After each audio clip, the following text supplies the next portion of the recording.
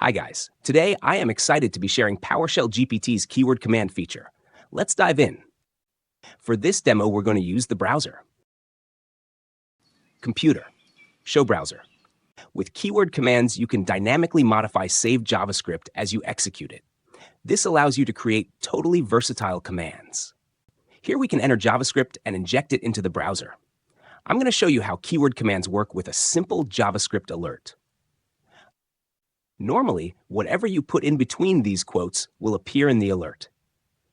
With PowerShell GPT, you can use keywords surrounded by square brackets to tell the script where you want the words you speak to be injected. For now, it'll just show the word keyword. We save the command as show an alert that says, and then we put keyword again in square brackets.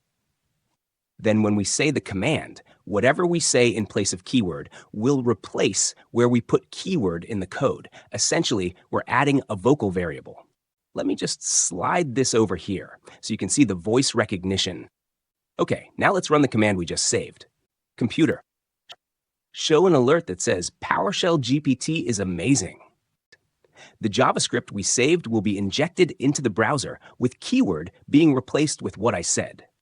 PowerShell GPT's keyword feature isn't limited to JavaScript. It also supports PowerShell commands.